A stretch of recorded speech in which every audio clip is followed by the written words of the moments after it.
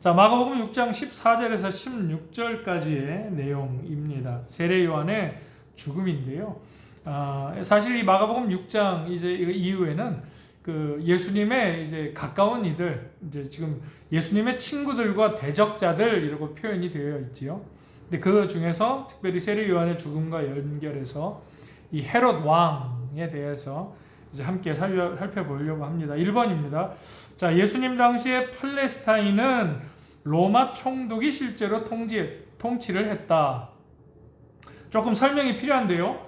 예수님 당시에 그 팔레스타인 정황을 보면 이제 그 바벨론 포로기 이후에 바벨론 포로에서 이제 돌아와서 그 당시 팔레스타인 이제 그 근대 중동 이 유대 땅 인근 갈릴리와 유대를 통치하는 이 팔레스타인은 여러분 항상 그 페르시아와 이 로마 제국, 그러니까 페르시아가 망하고 로마 제국에 의해서 망하고 로마 제국이 들어서고, 그러니까 계속 그 타민족들에 의해서 이방인들에 의해서 그 정복을 당한 그 식민지의 삶을 살았던 것이 이 팔레스타인 지역의 상황이었습니다.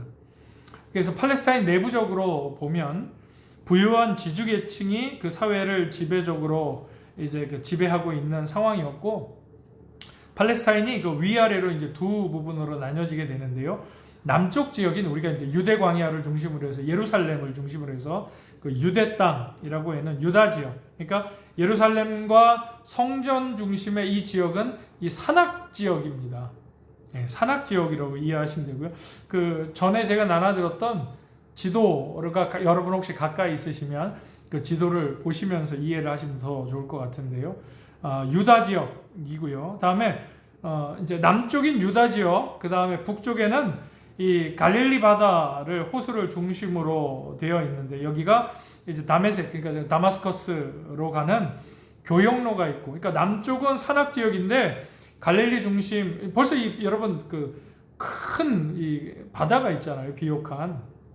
그러다 보니까 여기가 아주 그 교역로도 있고 다메섹으로 가는 교역로도 있고 많은 사람들이 활발히 오고 가며 또 땅도 비옥했습니다. 그래서 북쪽에 갈릴리를 중심으로 한 이 비옥한 땅, 그리고 남쪽에 예루살렘을 중심으로 유대 광야를 중심으로 한 남쪽 지역, 산악 지역, 이렇게 팔레스타인을 두 지역으로 나눌 수 있고요.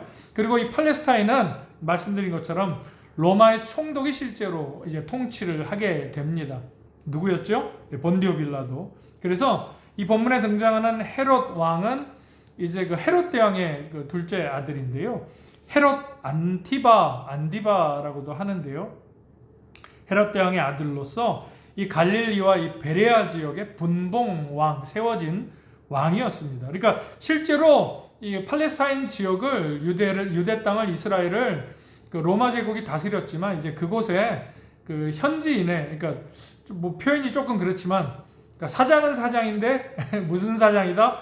바지 사장이다. 예. 그러니까 니네 민족은 니네 지도자가 다스리게 해줄게라는 어떤 형식적인 그런 왕으로 세워진 게 이 분봉왕 헤롯이었다. 여러분 이렇게 생각을 하시면 됩니다. 그러니까 우리가 일본 그 식민지 시절에 실제로 우리나라를 다스린 것은 일본이지만 한국 사람이 한국 사람을 다스리게끔 만들었죠. 그게 지혜로운 방법이지요. 예, 왜냐하면 반감을 이 적대시하는 감정을 훨씬 줄일 수 있으니까요. 그래서 그렇게 내세웠던 것들이 바로 이제 또 이런 지도자층이 되겠습니다. 자, 헤롯 대왕이, 그러니까 헤롯 왕이 그의 아버지 헤롯 대왕이 다스리던 영토의 4분의 1인 갈릴리와 베레아를 형식적으로 다스리던 통치자가 누구였다? 헤롯 안티바 였습니다. 헤롯 왕, 오늘 본문에 등장하는. 자, 그런데 그런 헤롯 왕이 지금 오늘 본문에 보면 어떤 소식을 들었는가? 14절에 보면 예수의 이름이 드러난지라. 그러니까 이 헤롯 왕도 예수 그리스도의 이름, 우리가 이제 앞에서 봤던 1장, 2장, 3장, 4장, 5장, 6장에 이르기까지, 그러니까 6장, 5장에 우리가 6장 14절 그 이제 13절이죠. 예, 13절에 보면 많은 귀신을 쫓아내며 많은 병자에게 기름을 발라 고치시더라. 그래서 이에 예수의 이름이 드러난지라 하고 오늘 14절에 나오고 있습니다. 그래서 예수님의 이름이, 이 사역이 이제 헤롯 왕에게까지 그 소식이 들어가게 된 거지요. 많은 귀신을 쫓아내고 많은 병자에게 기름을 발라 고치신다는 이 소식이 헤롯 왕에게도 이제 들어가게 된 겁니다. 자, 그래서 헤롯 왕이 이 소식을 듣고 그의 반응이 어땠다고요? 세례 요한이 죽은 자 가운데서 살아났도다, 이렇게 반응을 합니다. 그러니까 이 말을 하게 된 이제 이유와 연유가 이제 그 밑에 쪽에 나오게 되죠. 자, 그러므로 이런 능력이 그 속에서 일어나느니라 하고 헤롯의 고백입니다. 자, 그러면 어떤 일이 있었는가? 2번. 자, 왜 그는 세례 요한이 무덤에서 다시 살아났다고 생각하는가? 이게 좀 표현이 재밌는데요. 그러니까 현재의 상황을 이야기하고 뒷부분에 이제 다시 이 마가가 이제 세례 요한이 그 죽게 된 배경을 그 기술하는 것을 볼 수 있습니다. 여러분, 다시 말씀드리지만 이제 잊으셨을까봐 말씀드리지만, 마가복음은 마가가 집필을 했지만 대부분 그 베드로가 생전에 로마에서 이 마가를 통해 그 대필하게끔 했던, 그러니까 베드로의 기억이 주된 그 내용입니다. 마가가 가지고 있었던 예수님의 기억이 아니라 베드로의 수제자인 이 마가가 베드로의 기억을 지금 적고 있는 게 마가복음이라고 말씀을 드렸지요. 자, 그래서 그 베드로의 기억을 더듬으면서 지금 그 내용을 적고 있는 겁니다. 자, 왜 헤롯 왕이 세례 요한이 무덤에서 다시 살아났다고 생각했는가? 자, 우리는 성경을 많이 읽어보신 분들은 이 내용을 이미 유추할 수 있고 예상하실 수 있을 겁니다. 세례 요한이 어떻게 헤롯 왕에 의해서 죽임을 당했는지를 오늘 우리가 본문도 읽어봤지만 이미 잘 알고 있지요. 자, 헤롯은 세례 요한을 자신이 죽였다는 양심의 가책을 느낍니다. 네. 그리고 그 가책이 뭐가 되었다고요? 죄의식이 됐어요. 그러니까 내가 세례 요한을 죽였다라는 것에 대한 그 자책감, 또 아주 그 미안함, 또 송구함, 또 그 인간적인 연민, 이런 게 회개로, 하나님을 향한 회개와 그런 마음으로 하나님께 긍휼을 구하는 마음으로 갔으면 참 좋았을 텐데, 마귀가 그렇게 두지 않지요. 죄책감으로 가게 만듭니다. 죄의식으로 가게 만들었죠. 그러니까 사단이 하는 방법이 그래요. 근데 이 방법은 저와 여러분에게도 오늘날 동일하게 작용이 됩니다. 우리가 늘 자범죄라는 걸 짓습니다. 예수님께서 우리의 모든 죄를 대속하고 십자가에서 죽으심을 믿는 것이, 그 믿음으로 말미암아 우리가 의롭게 된다라는 게 우리의 그 구원의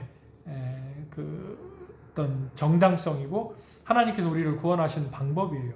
그러니까 우리의 의로서는 구원을 받을 방법이 없어요. 우리의 공로랄 게 없습니다.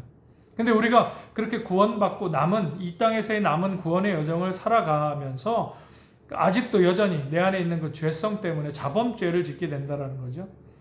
그래서 예수님은 그러한 것을 아셨기 때문에, 전능하신 하나님이신 예수님은 그것을 아셨기 때문에 예수 그리스도의 영인 성령님을 우리와 이 신약 시대에 함께 하시도록 성령님을 보내주셨습니다.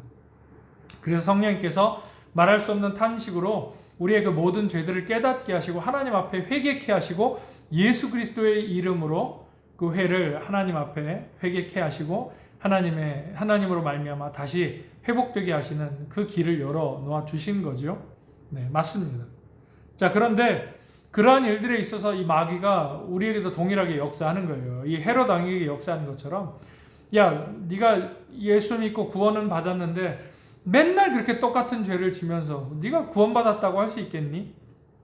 하나님 앞에 가서 너 흠이 있다고 말씀 듣지 않겠니? 너 정말 예수님을 믿긴 믿는 거야? 근데 왜 죄를 짓는 거야? 여전히 왜 죄 가운데 거하는 거야? 이렇게 우리를 공격한다라는 거예요. 우리 연약함을. 근데 우리는 우리의 공로나 나의 의로움으로 구원을 받는 것이 아니라고 분명히 말씀을 드렸죠. 예수 그리스도로 인해 우린 구원을 받는 거예요. 우린 그걸 믿는 겁니다. 예수님만 붙잡는 거예요. 십자가를 바라보는 겁니다.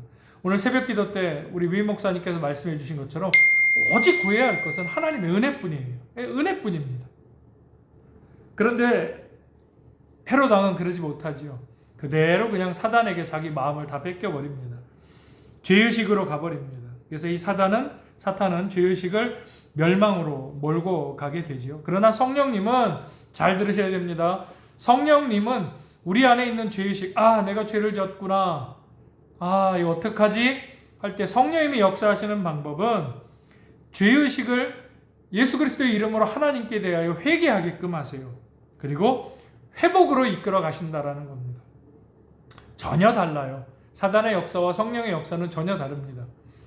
죄를 지었다, 죄의식을 느끼게 한다, 죄책감을 느끼게 한다, 고로 망하게 한다, 멸망의 구렁텅이로 몰고 가는 것은 사단이 하는 일이지만 성령님이 하시는 일은 똑같이 죄를 지었다. 그러나 그것을 예수 그리스도의 이름으로 의지할 바 없는 우리 자신이 오직 예수 그리스도의 공로와 십자가의 공의를 믿음으로 주의 이름으로 하나님 앞에 회개하고 또한 회복되어지는 것을 그쪽으로 이끌어 가시는 건 누가 하신다? 성령님이 하신다. 이것을 우리가 꼭 믿어야 될 줄로 믿습니다. 자, 헤롯 왕이 세례 요한이 무덤에서 다시 살아났다고 생각했던 것은 잘못된 상상이었어요. 그러니까 신앙생활, 믿음생활 잘 하지 않으면, 말씀대로 하지 않으면, 성경 따라 하지 않으면 이런 헛된 공상, 상상들을 하게 된다라는 겁니다. 그러니까 잘못된 신앙이 잘못된 생각을 일으키게 한다라는 거예요. 헛된 생각들을 일으키게 한다라는 겁니다. 그러니까 하나님의 말씀을 바로 알아야 됩니다. 하나님의 말씀을 제대로 받아야 됩니다. 이 사변화시키면 안 돼요. 그러니까 하나님의 말씀을 말씀 있는 그대로 받아야지 이거를 내 삶과 상황에 적용시킨다는 이름으로 하나님은 이해하실 거야. 하나님은, 그러니까 제가 빛과 소금 예를 종종 드리잖아요. 그러니까 요즘 이 시대에 그리스도인들에게 역사하는 마귀의 역사가 뭐냐면, 특별히 이 시대를 대표하는 종교 지도자나 정치 지도자나 경제인들, 그리스도인들 있잖아요. 근데 그 사람들에게 역사하는 이 마귀의 역사가 뭐냐면 빛과 소금으로 나를 사용해 달라라는 거예요. 그건 똑같아요. 우리 평범한 시민들, 저와 여러분 같은 평범한 사람들하고 그래도 나름 권세 있는 자리에 있고 명예가 있는 자리에, 우리를 대표하고 국가를 대표하는 자리에 있는 사람들이, 이름께나 있는 사람들이 똑같이 이 세상에서 예수 그리스도로 인해 빛과 소금으로 살아가는 것은 같은 소망이 있다라는 거예요. 근데 마귀가 어떻게 역사를 하냐면 그 대표되는 사람들을 세워놓고 하나님, 내가 빛과 소금이 될 테니까, 하나님께 영광을 돌릴 테니까 내가 조금 세상에서 불법하여도, 하나님의 방법을 사용하지 않더라도, 그러니까 불법을 행해도, 하나님의 공의를 벗어나도 내가 당신께만 영광을 올려드릴 테니까, 내가 교회에다 헌금 많이 할 테니까, 내가 교회 이름으로 높여드릴 테니까 눈 감아 달라는 거예요. 그렇게 나를 빛과 소금으로 써달라는 거예요. 그러니까 이 역사가 있다는 걸 우리가 잘 알아야 돼요. 이 유혹이 있다는 것은. 근데 그게 여러분 하나님의 영광하고 무슨 상관이 있습니까? 예수 그리스도의 십자가의 구원의 공의하고 무슨 상관이 있어요? 내가 잘 돼서 하나님께 영광을 올려드리는 일. 말은 그럴듯하죠. 근데 실제로는 하나님의 영광은 없는 거예요. 그냥 내가 받아야 할 거 내가 이 땅에서 철저하게 받겠다는 거예요. 그렇게 빛과 소금으로 날 써달라는 거예요. 여러분, 예수님의 빛과 소금은 철저한 자기 부정, 십자가, 낮아짐의 그 거룩한 믿음의 도, 섬김의 도가 여러분 빛과 소금의 이 의미에 담겨있는 영적 의미입니다. 높아지는 게 아니에요. 반대로 낮아지는 게 빛과 소금입니다. 그렇게 이 세상에서 빛과 소금, 그리고 내가 빛과 소금이 되는 게 아니에요. 내 스스로. 하나님이 예수 그리스도로 말미암아 나를 어떠한 자리에서도 빛과 소금으로 사용해 주시는 거예요. 그러니까 지금 당장은 내가 빛과 소금이 아닐 수도 있어요. 그러나 내가 지나간 흔적이 남은 그 자리에서 하나님이 나를 통해, 내가 하나님 앞에 순전하기를 원했기 때문에, 그래서 내가 할 수 있는 말을 참고, 할 수 있는 행동을 참고, 할 수 있는 일들을 십자가 때문에, 예수님 때문에 참아냈기 때문에, 인내했기 때문에 하나님이 그 내가 지나간 자리에 예수 그리스도로 말미암아 영광을 받으시도록 빛과 소금의 흔적이 남게 하신다라는 거예요.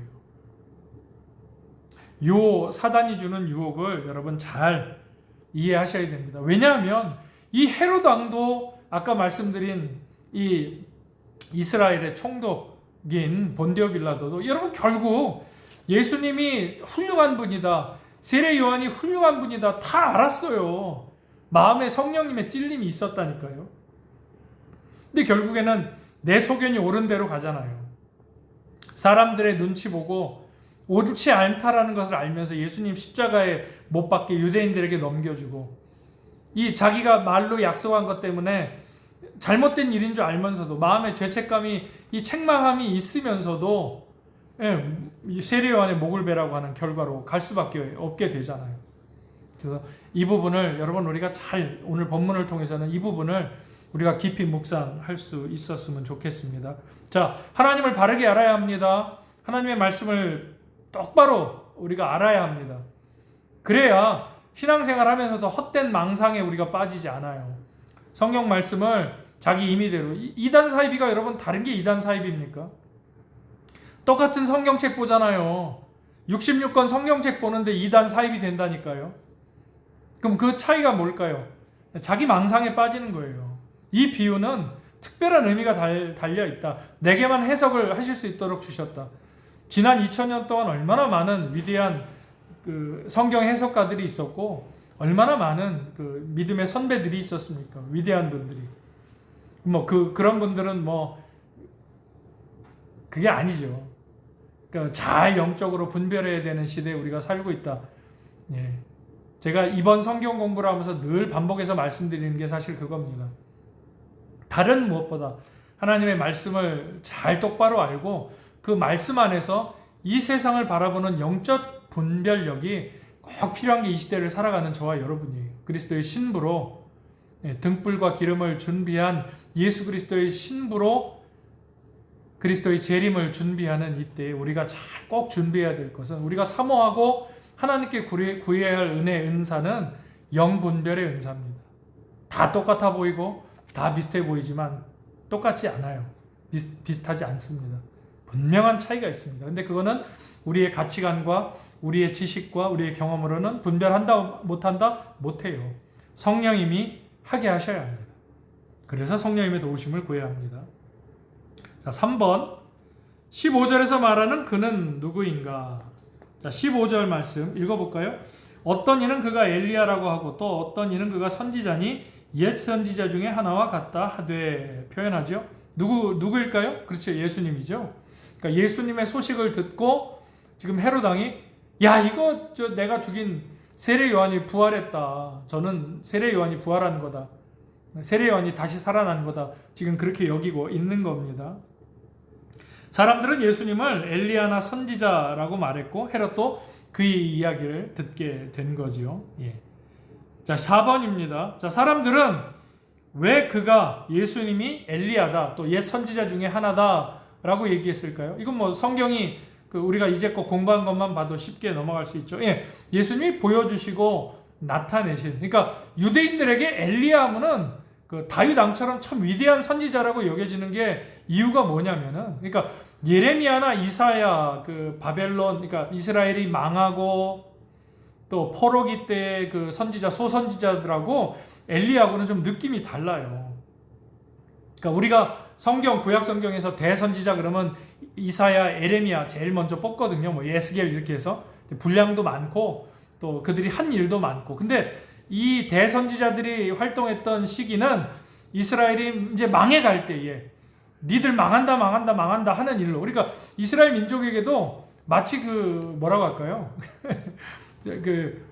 사실 하나님의 말씀을 그들은 전한 건데, 심지어 예레미야 같은 경우에는 네가 내 말을 너 전해야 돼. 근데 이스라엘 백성들이 무지몽매한 저 백성들이 네가 전해도 쟤네들 듣지 않을 거야. 쟤네들 안 변할 거야. 이렇게까지 얘기하신다니까요. 그리고 예레미야한테 내 말을 전해라 그래요. 얼마나 답답했겠어요, 예레미야가. 이 일의 결과까지 아는데, 저 사람들 회개하지 않을 거라는 걸 아는데, 이거 요나 같은 경우하고는 전혀 다르죠. 제가 이번 주일 저녁에 이제 그 말씀을 좀 전하려고 하는데, 제가 이번 성경 공부 준비하면서 이제 주일 저녁하고 이렇게 연결이 되는 부분이 있어서 잠깐 말씀을 드렸지만, 이사야하고 예레미야, 에스겔 시대하고 엘리야 시대하고는 달라요. 이스라엘 백성들에게 엘리야 그러면 위대한 선지자입니다. 바알과 아세라 그 선지자들을 갈멜산에서 다 때려잡았잖아요. 능력으로. 그러니까 얼마나 위대한 사람이에요. 근데 성경은 뭐라 그래요? 엘리야의 성정이 우리와 같다고. 그렇죠? 그렇게 얘기해요.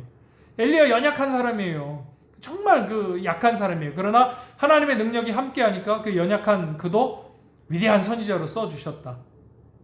그게 사실 성경이 얘기하는 바입니다. 근데 유대 민족에게 이스라엘 사람들에게 엘리야가 제일 먼저 떠오른다. 구약의 선지자 중에. 그 이유는 그가 구약 성경에 이렇게 구전되어 내려오고 또 이렇게 문서로 남겨진 그 조상들의 이야기들, 성경 속 옛날 이야기들을 쭉 전해 들었을 때 엘리야는 아주 그 능력이 있었던 그런 선지자로 유대인들에게 인식이 되어 있기 때문에 엘리야를 예수님하고 연결시켰다. 예수님이 실제로 그런 능력을 보여주셨으니까. 그래서 요거는 쉽게 넘어가도 될 것 같습니다. 자, 그러면 왜 그들은, 이스라엘 사람들은 예수님이 선지자라고 생각했는가? 예수님이 세례 요한과 마찬가지지만 오셔서 제일 먼저 천국을 말씀하시고, 그리고 제일 먼저 하셨던 게 회개하라 였어요. 회개하라. 천국이 가까이 왔느니라. 제일 먼저 선언하신 게 천국이었습니다. 그래서 이 선지자다. 또 세례 요한은 6개월 앞서서 왔지만 예수님하고 같은 의미로 예수님의 그 길을 본인 스스로가 말했지만 준비하기 위해서 왔던 사람으로 이 천국 복음 회개하라를 먼저 요구를 하셨기 때문에 선지자다 그렇게 얘기를 하는 거죠. 그러니까 반면에 여러분 이렇게 생각해 볼 수 있어요. 이 성경에는 없는 얘기지만 그 당시에도 종교 지도자들이 있었습니다. 그렇죠? 바리새인, 사두개인들, 율법사, 서기관이 있었습니다. 근데 그들은 회개하라는 얘기를 안 한 거예요. 그러니까 전혀 못 들어본 얘기를 한 거죠. 세례 요한도 사람들에게 예수님보다 6개월 먼저 와서 많은 그 유대인들에게 영향력을 끼쳤던 거는 회개하라 했어요. 그러니까 성경 말씀을 여러분 그 유대 종교 지도자들 바리새인이나 바울 같은 바리새인들이나 사두개인들 이 율법을 달달달달 외우고 율법에 따라 금식하고 구제하고 이 하는 사람들이 말씀을 모르겠습니까, 여러분? 아니요. 더 해박해요. 더 그 회당에서 이 말씀을 가르칠 때 더 수려합니다. 저 같은 목사는 따라가지도 못할 거예요. 지금 저 같은 사람은. 그런데 세례 요한과 예수님이 와서 병 고치는 게 아니라 하나님의 말씀을 전할 때 그 당시 종교 지도자들하고 다른 게 있어요. 그러니까 영적으로 탁 가슴에 와서 때리는 게 있었다는 거예요. 근데 그게 뭐냐? 다른 게 아주 정확하게 선을 그어서 그 전에 종교 지도자들하고 지금 함께하는 종교 지도자들하고 세례 요한이나 예수님하고 달랐던 게 뭐냐? 회개하라예요. 그러니까 전혀 그런 얘기를 그 당시에는 안 했다라는 거예요. 그래서 예수님이나 세례 요한을 보고 저 사람 선지자다 이렇게 유대인들이 여기게 됐다라는 거죠. 그래서 이거는 여러분 성경에 나와 있지는 않지만 정황으로 봤을 때 이렇게 유추해 볼 수 있는 부분입니다. 그러니까 그 당시 얼마나 종교적으로 신앙생활, 그러니까 믿음, 신앙이 아니라 정말 뜨겁게 하나님을 갈망하고 사모하는 게 아니라 고착되고 그러니까 고인물과 같은 그런 종교적 그 신념을 가지고 믿는 믿음, 율법이라는 틀에 갇혀서 오히려 사랑하라고 주신 율법을 정죄하고 판단하는 일에 쓰는데 아주 적극적이었던 그 모습이 흘러 내려와서 지금의 이슬람 아니겠어요?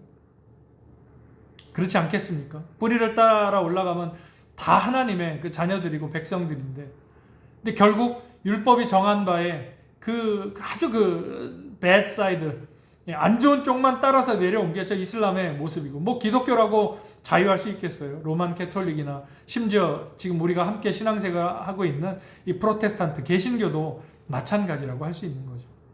중요한 건 하나님 앞에서 코람데오, 우리가 하나님 말씀 중심으로 신앙생활을 해야 됩니다. 또 하나 교회 중심으로, 교회 공동체 중심으로, 에클레시아, 각각의 부름받은 교회가 함께 모이게 하신 이 교회 공동체 중심으로 신앙생활을 할 수 있어야 합니다. 그리고 성령님 중심으로 신앙생활을 해야 한다는 것. 그래야 우리가 다른 것에 곁눈질하지 않습니다. 다른 것을 바라보지 않습니다. 다른 것에 매이지 않습니다. 이걸 꼭 기억하면 좋겠습니다. 6번. 자, 헤롯의 마음을 괴롭게 만든 게 무엇인가? 아까 말씀드렸죠? 죄책감과 후회였습니다. 16절. 16절. 같이 읽어볼까요? 6장 16절. 시작. 헤롯은 듣고 이르되 내가 목벤 요한 그가 살아났다 하더라. 그렇죠? 헤롯의 마음을 지금 괴롭게 만드는 그 원인이 뭔가를 본문이 잘 얘기해 줍니다. 또 20절. 이게 같이 여러분 연결을 해 보시면 좋습니다. 20절. 헤롯이 시작. 헤롯이 요한을 의롭고 거룩한 사람으로 알고 두려워하여 보호하며 또 그의 말을 들을 때 크게 번민을 하면서도 달갑게 들음이러라. 그러니까 16절은 헤롯 자신의 고백일 겁니다. 그렇죠? 그리고 20절은 헤롯의 마음을, 그 이후의 상황을, 헤롯의 그 상태나 그 마음을 읽어낸 이제 베드로를 통해서 마가가 이야기를 듣고 헤롯의 그 심리적인 상태를 적은 것이 20절이라고 할 수 있습니다. 자, 이거를 비교해 보면은 여러분 정확하게 아실 수 있겠죠? 네, 헤롯이 지금 마음을 괴롭게 하는 것이 무엇인가? 그가 세례 요한이 정말 선지자고 어떤 특별한 사람이다, 능력이 있는 사람이다, 내 죄를 들춰내지만 저 사람 뭔가 범접할 수 없는 그런 영적인 능력이 있는 사람이다. 막 손으로 막 이렇게 머리 위에 뭐 이렇게 돌려가지고 죽은 사람을 벌떡벌떡 세워서 그런 게 아니라 그가 말 한마디를 하고 하나님의 말씀을 전할 때 영적 권세가 있는 거예요. 그러니까 회당에서 똑같이 예수님도 이사야서의 말씀, 구약의 말씀을 전하시잖아요. 그런데 같이 있던 그 율법사들이나 유대인들이 듣고 어쩐 일이냐, 이 참 신비하다, 이전에 들어보지 못한 말씀이다라고 했던 거는 그 영적인 부분이에요, 여러분. 예수님이 무슨 뭐 비유풀이로 막 신비롭게 뭐 전에는 못 들어본 말씀인데 그래 주신 게 아니라 전하시는 말씀이 하나님이신 그분이 하나님의 말씀을, 성부 하나님의 말씀을 전하시니 얼마나 영적 권위와 권세가 있으셨겠어요. 그러니까 그 차이라는 거예요. 근데 그거를 헤롯 왕도 세례 요한의 말을 듣고, 비록 내 죄를 들춰내는 말이었지만 이 심령에, 폐부에 찔리는 말이 있었다는 거죠. 그래서 저게 감히 나를 욕되게 해, 나를 욕보여 죽여라가 아니라 이 두려운 마음 때문에 그를 경외하는 마음이 있었다라는 거예요. 그런데 그를 어떻게 했어요? 죽인 거예요. 누구 때문에? 여성 때문에. 그러니까 이 한순간의 내 말실수와 한순간의 내 판단착오로 인해서 그 지금 16절하고 20절에 그렇게 대비되는 심리적 상황. 근데 이 죄책감과 죄의식이 하나님 앞에 회개로 가고, 그래서 하나님이 주시는, 성령을 통해 주시는 회복으로 갔으면 가장 좋은 방법인데 그러질 못하죠. 그냥 사단의 그대로 종이 돼버려서 죄책감, 죄의식으로 가서 그냥 회복하지 못하는 길로 가버린다는 것, 여러분 우리가 기억하면 좋겠습니다. 자, 그 다음 이제 그 다음 내용입니다. 마가복음 6장 17절에서 이제 29절까지 이야기입니다. 자, 누가 세례 요한을 죽였나요? 금방 말씀 우리 했죠? 네, 헤롯 왕, 정확하게 헤롯 안티파스, 안티파스, 같습니다. 헤롯 대왕의 아들.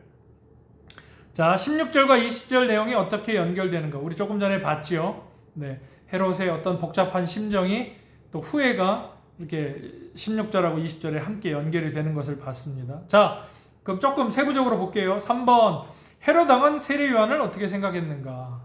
네, 조금 생각해 볼까요? 자, 헤롯 왕이 왕이기 때문에, 분봉 왕이긴 해도, 바지 왕이기는 해도, 로마에 의해서 세워진 왕이기는 해도 왕입니다. 권세가 있지요. 왕으로서의 권위도 있습니다.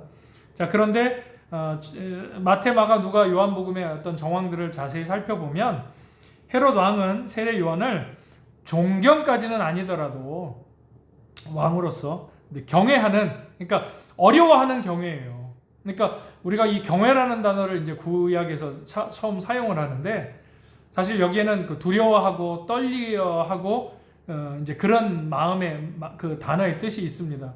그런데 이게 사실 이 경외라는 단어가 신약 시대에 와서는 예수님께 대해서는 그 정말 사랑해서 그 존중하고 존경하는, 보호하는 경외예요. 그러니까 그 구약의 하나님, 죄를 지면 벌을 주시고 마땅한 그 대가를 주셔서 무서워서 덜덜 떠는, 그러니까 가인이 아벨을 죽이고 어쩔 줄 몰라갖고 막 하나님 막 음성 들리니까 막 그랬던 마음이 구약의 경외라면은, 신약의 경외는 정말 예수님을 사랑하고 그분을 존경하고 또 그분을 따르고 보호하고 싶은 이제 그런 그 존경에 가까운 경외라는 거예요. 그래서 구약의 경외와 신약의 경외는 조금 다릅니다. 근데 지금 우리 헤롯이 세례 요한에 대해서 느끼는 이 경외는 그 두려움, 구약의 경외 같은 그런 느낌, 막 두려워하고 어려워하는, 그러니까 영적인 어떤 그런 존재다라는 것을 알았기 때문에 두려워했다라는 거겠죠.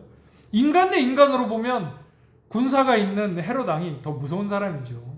예. 세례 요한이 아무리 따르는 사람이 많다 그래도 인간 대 인간으로 보면 헤롯 왕이 더 권세가 있는 거죠.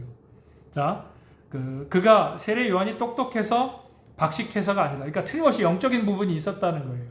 그를 경외하게 만드는. 자, 그리고 여러분 우리 생각해 보면 우리가 어떤 누군가를 그게 이제 뭐 목회자가 됐든 또 세상에서 우리를 지도해 주시고 가르쳐 주시는 뭐 스승님들이나 어떤 우리 부모님들도 해당이 되겠지만 존경하고 싶다고 존경하는 게 사실 아닙니다. 특별히 우리가 신앙생활에 있어서는 그래요. 이 성령님의 강권하심이 있어요. 네, 틀림없이 있습니다. 그런데 이 세례 요한은 헤롯 왕은 안타깝게도 그러니까 영적인 인지를 했어요. 세례 요한이 정말 그 위대한 사람이다, 경외할 사람이다, 두려웠다 이런 마음은 있었는데 그 영적인 인지를 느낌을 그러니까 자신의 지위와 권력 체면과 연결해서 그 경외하는 마음, 그 두려워하고 또 존중하는 마음을 놓치고 만 거예요. 그러니까 큰 실수를 범하고 만 거죠. 그러니까 후회가 회개와 회복으로 향해야 할 그 은혜의 발목을 잡고 말았다. 이렇게 우리 헤롯 왕에 대해서는 생각을 하면 좋을 것 같습니다. 다시 정리할게요. 그러니까 그러니까 죄책감과 죄의식이 은혜로 향해야 될 마음을 오히려 발목을 잡았다. 그게 헤롯의 안타까움이었다. 자, 4번. 자, 그의 말을 들을 때 그게 크게 번민을 하면서도 달갑게 들음이라 20절에 있지요. 이 말의 의미는 무엇인가? 그러니까 세례 요한의 말을 통해 자신의 죄가 보인 거예요. 그러니까 우리도 종종 그런 경험하지요. 주일날 목사님의 말씀 또 우리가 요즘 여러 멀티미디어를 통해서 하나님의 말씀을 들을 기회가 많이 있습니다. 예전에는 교회만 와야 들을 수 있는 하나님의 말씀이었는데 요즘은 조금만 내가 노력하면 어디서든지 들을 수 있죠. 내가 성경을 보면서도 읽으면서도 마찬가지고요. 그래서 그 말씀을 세례 요한의 말을 통해서 자신의 죄가 보이고 그로 인해 괴로워했지만 그것이 잘못된 것임을 알고 인정하는 일까지 성령님의 인도함을 받았어야 했어요. 다시 말씀드릴게요. 자, 세례 요한의 말을 통해서 자신의 죄가 보이고 그로 인해 괴로워했지만 그것이 잘못된 것임을 알고 인정하는 일까지는 그러니까 성령님의 인도함을 받았어야 했어요. 근데 그렇게 못 갔죠. 그러니까 괴로워했고 아이고 주여 내 탓이요 까지는 했어요. 근데 그거를 회개하고 성령님의 인도함을 받아서 회복되는 자리까지는 못 갔다라는 거예요. 그냥 죄를 인지만 하고 끝난 거예요. 이게 차이가 큽니다. 자, 여러분들은 이 말처럼 느껴본 적이 있는가? 그러니까 이 헤롯 왕의 말처럼 그의 말을 들을 때 크게 번민을 하면서도 달갑게 들음이로라. 여러분들이 이런 성경 공부를 통해서 또 주일날 선포되어지는 주의 종들을 통해 선포되어지는 말씀을 통해서 하나님의 말씀을 듣고 아이고 그래 내가 그랬구나. 자, 그렇게 거기까지는 왔어요. 거기까지 성령님의 인도를 받았어요. 근데 교회 문을 탁 열고 다시 일주일간의 그 엿새간의 삶으로 나아가기 위해 교회당 문을 열고 교회 울타리 밖으로 나아가서는 이제 아이고 하고 내 탓이요 했던 부분들이 여전히 성령님의 인도함을 받느냐 하는 부분을 지금 묻고 있는 겁니다. 헤롯 왕은 그걸 못했어요. 근데 우리는 해야 된다 못해야 된다? 아니 말도 안 되네. 당연하죠. 그건 묻는 게 유치한 일이고 죄송한 일인 거죠. 계속 성령님의 인도함을 받아야 돼요. 그러니까 우리 신앙이 교회 안 이 울타리 안에 갇혀져 있으면 안 돼요. 그러니까 적어도 교회 울타리 안 이 교회당 안에서는 그 신앙이 신앙이라는 이름으로 유지가 되어야겠지만 정말 중요한 거는 이 울타리 밖을 열고 나가서예요. 여기서는 주여 여기서는 막 울고불며 기도하고 예수님 하나님 성령님 찾고 온갖 현란한 기도를 드리다가 마치 바리새인처럼 그런데 이 예배당 문만 탁 열고 이 삶의 믿음의 자리로 나아가서는 정말 내 믿음으로 살아야 할 그 엿새간의 삶의 자리에서는 그런 모습이 하나도 없다면 그럼 하나님을 우리가 이 교회당이라는 안에 가둬놓고 산다라는 거죠. 크게 잘못 오해하고 살아간다라는 거죠. 만유의 하나님이라고 우리가 고백을 하면서도 하나님은 교회 안에도 계시고 우리 가정에도 계시고 세상에도 계시는 무소부재하시는 전능하신 하나님이시잖아요. 그러니까 내가 은밀하다고 생각하고 하나님이 나를 보지 못한다고 하는 내가 착각하는 그곳에도 하나님은 나를 보고 계신 거예요. 그리고 성령님은 내가 생각하고 내가 짓는 죄 때문에 안타까워 하시는 분인 거예요. 근데 우리가 그것을 깨닫고 그 성령님의 탄식하심을 우리가 마음에 함께 동일하게 느끼게 된다면 매일 반복해서 짓게 되는 어떤 자범죄들이 있다면 거기서 자연스럽게 멀어지게 된다는 거죠. 담배 30년 피고 술 50년 드신 분들이 하루 한날에 갑작스럽게 바뀌게 되는 일들 여러분 종종 주변에서 들으시나 모르겠습니다. 저는 제가 목회자 생활을 하다 보니까 저는 제가 그 말이 시간이 지나갈수록 나이를 먹을수록 저는 진리같이 진리는 아닌데요. 진리같이 느껴지는 게 있어요. 사람은 바꿔 쓰는 게 아니다. 오해 없으시기 바랍니다. 근데 이게 살면 살수록 제가 30대, 40대, 50대 때 또 제가 목회자 생활이 경험이 깊어질수록 정말 사람은 바꿔 쓰는 게 아닌가 보다. 이런 생각을 합니다. 근데 제가 이 신앙 안에서 예전부터 가졌던 생각이 그런 생각인데 이게 믿음으로 보면은 전혀 또 달라요. 왜냐하면 사람은 바꿔 쓰는 게 아닌 것 같아요. 사람은 바꿔지는 게 아닌 것 같아요. 어지간해서는 본인도 노력을 안 하고 다른 사람에 의해서도 잘 바꿔지지 않아요. 근데 하나님이 정말 강권하시고 성령의 역사가 있으면 바꿔지더라는 거예요. 사울이 바울 되듯이 그런 일들이 오늘날도 있다라는 거죠. 영적 권능이 있었고 자 5번 20절로부터 여러분은 세례 요한이 어떤 사람인 것을 알 수 있는가? 영적 권능이 충만했던 사람. 당시에 바리새인과 사두개인과 같은 유대 종교자들이 있었어요, 여러분. 없지 않았어요. 그러나 그들과 대비되는 세례 요한만의 특별한 영적인 부분이 있었고 그러한 것을 사람들이 느꼈기 때문에 그를 따르는 이들이 많이 있었다. 세례 요한, 또 사도 요한, 그 공동체들이 있어요, 여러분. 성경에 보면, 교회사에 보면은 그들을 따랐던 그 공동체들이 있습니다. 자, 여러분, 단순히 한 개인의 인간미나 리더십, 카리스마 등과 같은 내용 이상의 영적 권능이 그에게 있었다는 거예요. 예수님도 마찬가지죠. 그러니까 인간미가 될 수도 있고, 리더십이 될 수도 있고, 카리스마 여러 가지 될 수 있어요. 그런데 그런 거를 넘어서는, 인간적인 요소를 넘어서는 영적 리더십이 세례 요한에게도 예수님께도 있었다는 거예요. 사도 바울에게도 있었다는 거예요. 베드로에게도. 그러니까 우리 믿음의 그 선진들에게는 그런 영적 유전자들이 있었다는 거죠. 그 영적 유전자가 저와 여러분들에게도 성령을 통해서 지금 함께하고 있다는 걸 여러분 믿으시길 바랍니다. 그래서 성령으로 살아가야 돼요. 그 인도함을 받아야 하는 겁니다. 자, 6번. 자, 그러면 이 문제의 여인 헤로디아가 왜 세례 요한을 미워했다고요? 아까 우리 읽어본 성경에 나오는데 17절, 18절 개역개정 성경으로 같이 읽겠습니다. 시작. 자, 시숙인 헤롯이 자신의 남편 빌립을 죽이고, 그러니까 이거 여러분 풀어 놓은 거예요.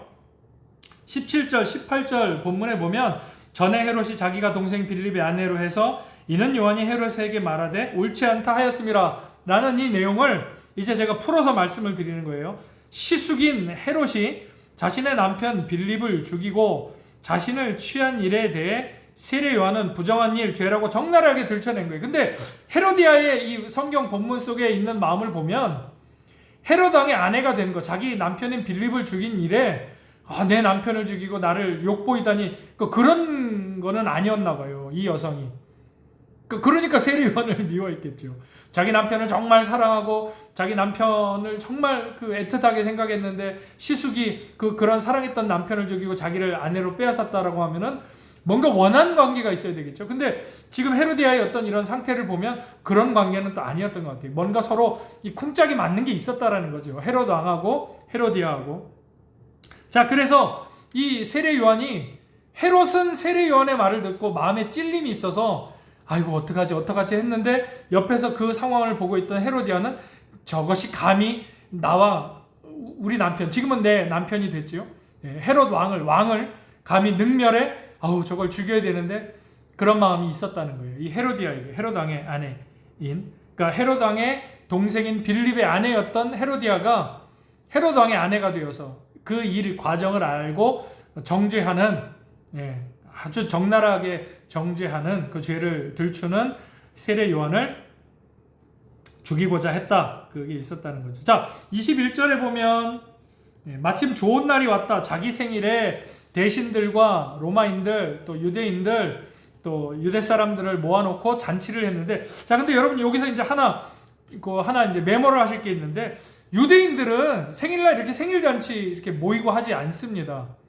그 성경에 보면은 또 이 번역서들이나 주석서에 보면 그렇게 모이는 것을 즐겨하지 않으니까 유대인들의 생활 방식이 아니에요. 이 생일 잔치 파티는, 생일 파티는 이게 로마인들의 여러분 그 습성입니다. 그러니까 헤롯 왕이 로마인들의 방법을 지금 이렇게 하고 있는 거예요. 유대인들은 생일 막 이렇게 뭐 이렇게 자기들끼리 모여서 잔치하고 뭐 음식을 나누고 이런 문화가 아니었다고 합니다. 그러니까 헤롯 왕이 자기 생일에 이제 유의를 사람들에게 베푼 거지요. 자, 유대인들에게서는 쉽게 찾아볼 수 없는 모습이었고, 그러니까 헤롯 왕이 로마 황제가 했던 것을 모방해서 자기도 왕이니까 그렇게 즐겼다라는 겁니다. 자, 여기서 우리 팁 하나 우리가 또 생각해 봐야 될 거. 자, 남이 해서 보기 좋고 괜찮아 보이면 나도 다 해도 된다? 된다 안 된다? 물론 될 수도 있어요. 꼭 안 된다고 할 수는 없어요. 근데 여러분 여기에 이제 단서가 있어요. 자, 하나님의 말씀을 어기면서까지, 교회의 질서를 어기면서까지 남들도 하니 나도 해도 된다 안 된다? 그럼 이제 내용이 달라지죠. 답이. 그렇죠? 맞죠 여러분? 저 혼자 생각 아니죠? 그러니까 우리 신앙생활이 그 기영도 시인의 그 시처럼 그 따라짓는 개가 아무 의미 없이 무의미하게 다른 사람이 하니까 그냥 따라, 믿음에 좋은 본을 보이는 어떤 성령님이 인도하시는 일들이라면 따라가야 되겠죠. 교회의 덕을 세우고 하나님께 영광이 되고 믿음이 연약한 자들에게 본이 되는 그러한 따라가야 할 일이라면 그건 아멘 할렐루야 하면서 따라가야 되겠죠. 그러나 반대로 교회의 덕이 되지 않고 하나님께도 영광이 되지 않으며 나보다도 믿음이 연약한 자들에게 본이 되지 않는 일을 그냥 남들이 하니까 나도 같이 따라한다라면 그거는 하나님이 원하시지 않는 일이라고 저는 생각합니다. 또 성경도 그렇게 하고 있고요. 그러니까 헤롯 왕이 로마 황제의 생일 잔치를 모방해서 따라했다. 이것도 어떻게 보면 하나의 근거가 돼요. 이 일이 없었다면은 여러분 뭐든지 뭐 세상 역사나 일들은 결과를 말하는 거지만 이 평소 유대인들이 즐기지 않는 이 일을 로마 황제를 따라서 즐기는 바람에 또 이 일이 일어나지 않습니까? 이게 영적으로 보면 연결이 된다라는 거죠. 이 부분도 여러분 우리가 오늘 이 공부를 통해서 잘 묵상하면 좋겠습니다. 자, 속도를 좀 내겠습니다. 결국 또 아직 2분 남았네요. 속도를 내겠습니다. 7번 헤롯 왕이 세례 요한을 죽인 이유는 무엇인가? 너무 잘 알 수 있지요. 26절 왕이 심히 근심하나 자기가 맹세한 것과 그 앉은 자들로 인하여 그를 거절할 수 없는지라. 뭐라고 약속했어요? 헤로디아의 딸, 이름을 성경에는 없지만 살로메라고 흔히 그 교회사에서는 얘기를 합니다. 헤로디아의 딸에게 춤을 췄죠. 이 생일잔치 때 헤로디아의 딸이 춤을 잘 췄나 봐요. 살로메가 아주 뭐 요염하게 그 아비의 마음을 즐겁게 하도록, 사람들의 마음을 즐겁게 하도록. 그 옛날 그 영화들을 보면은 이 헤로디아가 이 헤롯 앞에서 살로메가 춤을 추는 모습이 영화에 보면 이렇게 상상해서 만들어낸 영화들을 보면 나오지요. 그 춤을 보고 뭐라고 얘기를 했냐면, 우리 읽어서 알지요. 이 나라에 절반이라도 주겠다. 이게 왕의 무슨 뭐 이렇게 좀 허세 같은 거였죠. 이 뭐 살로메가 헤로디아가 이 나라에 반을 주십시오 그랬을까요? 그러진 않았겠죠. 그러니까 일종의 허세 같은 거였습니다. 거기 모인 사람들이 있으니까. 우리도 종종 그런 일 있잖아요. 헤롯 왕과는 다르더라도 우리도 종종 그런 모습이 있습니다. 근데 그게 발목을 잡아요. 하지 않아야 할 일. 그러니까 세상 사람들 앞에서도 쉽게 맹세하면 안 되고 약속하면 안 되고, 더더욱 하나님 앞에서도 쉽게 약속하면 안 되고, 우리 그거는 하나님께 하는 것은 맹세 약속이라고 하지 않고 서원이라고 특별한 이 단어를 씁니다. 그러니까 하나님께도 쉽게 서원하지 않는 거예요. 그리고 중요한 거, 하나님께도, 제가 이거 상반기 때도 한번 말씀드렸어요. 하나님께 서원한 거는 내가 잊어도 하나님은 기억하고 계세요. 그러니까 지켜야 돼요. 세상에서도 사람들에 대해서 함부로 약속하고 함부로 맹세하지 않는 법입니다. 하나님의 질서를 알면 그래요. 경솔하지 않는 거죠. 헤롯은 그러지 못했어요. 경솔했어요. 체면 때문에 사람들 앞에서. 이 사람들 앞에서 이 정도일진데 하물며 저와 여러분은 하나님 앞에서 쉽게 맹세하지 않고 또 서원하지 않는 거예요. 마찬가지입니다. 하나님 앞에서 우리가 살아가기 때문에 사람들 앞에서도 이 헤롯 같은 모습이 있으면 안 된다라는 것 여러분 꼭 기억하시기 바랍니다. 이 체면 때문에 이 세례 요한을 두려워하는 마음, 경외하는 마음이 있으면서도 그를 죽이게 된다라는 거죠. 자, 8번도 그 이야기입니다. 자, 고린도전서 9장 26절에서 27절. 그러므로 나는 다름질하기를 향방 없는 것 같이 아니하고 싸우기를 허공치는 것 같이 아니하며 내가 내 몸을 쳐 복종하게 함은 내가 남에게 전파한 후에 자신이 도리어 버림을 당할까 두려워함이로라. 그러니까 헤롯 왕하고 사도 바울하고는 이렇게 다른 부분이 있었어요. 그러니까 내가 누릴 수 있는 거 다 누리고 내가 누리고 싶은 거 다 누리고 내가 내 자리에서 할 수 있는 권세 이런 거 다 했다는 게 아니라 바울은 그럴 수 있음에도 불구하고 그걸 누릴 수 있음에도 불구하고 뭘 했다고요? 내가 내 몸을 쳐서 십자가에 예수 그리스도 앞에 복종하게 했다라는 거죠. 이게 우리가 따라야 할 우리 신앙생활의 믿음의 길이다. 믿음의 도다. 여러분 오늘 기억하면 좋겠습니다. 자, 9번, 자, 10번, 11번은 여러분 우리가 그대로 읽어보시면은 쉽게 알 수 있는 내용들입니다. 25절, 곧 급히 들어가, 곧이란 표현이 나오지요. 춤추고 난 다음에 빨리 들어가서 저기 헤로당에게 얘기하고 막 지금 상황이 급해요. 왜 그러냐? 이 세례 요한을 거기 지금 좌정한 사람들 중에서도 이 생일잔치에 온 사람들 중에서도 이 세례 요한의 존재와 이 사람을 경외하는 마음, 마치 헤로당처럼 그런 사람들이 있었다는 거예요. 그러니까 이 일이 사람들의 어떤 그런 반대에 부딪혀서 이루어지지 않을까 봐 헤로디아와 살로메는 마음이 급했다라는 거죠. 빨리 진행하고자 했어요. 그래서 곧 급히 들어가, 곧 이런 단어들이 25절에 보면 반복되어져 있다라는 거죠. 옛날에 군부 독재 시절에도 그런 일들 많았잖아요. 그러니까 지금 이 춤 한 번 추고 그 세례 요한이라는 위대한 영적 지도자의 목이 잘리는 일이 있었던 것처럼 옛날에 그런 일들 많았잖아요. 군부 독재 시절에 끌려가고 고문당하고 유족들은 시신도 못 받아보고 뭐 화장해서 그냥 처리해버리고 뭐 이렇게 변사자로 만들어버리고 그런 일들 많이 있었잖아요. 그러니까 그런 일이 지금 벌어졌다라는 겁니다, 여러분. 몇몇 사람에 의해서 불의가 이렇게 저질러졌다. 예. 자, 10번. 헤로당이 세례 요한을 죽이는 것이 잘못이라는 것을 알았으면서도 왜 그렇게 했는가? 예. 계속 말씀드렸죠. 체면, 권력욕, 또 음란의 영도 여기 역사를 합니다. 네, 춤을 멋있게 예쁘게 추면서 어떤 뭐 벨리 댄스였는지 뭔지는 모르겠어요. 어쨌든 그 마음을 그렇게 흡족하게 해줄 정도로 춤을 췄는데 그게 음란의 영의 역사. 그러니까 아주 복합적인 사단의 영의 역사를 했다. 사단의 올무에 매였다. 철저하게 생각을 돌이킬 수 없도록. 이게 제일 안타까운 상황인 겁니다. 11번. 여러분 주변에 헤로당과 같은 사람이 있는가? 본디오 빌라도도 마찬가지. 처음에 말씀드렸지요. 죄인 것을 알지만 돌이키지 못하는 일. 또 연결해서 저와 본디오 빌라도나 헤로당 우리 주위에 그런 사람이 있는가? 여러분 그거 거기까지 갈 필요도 없습니다.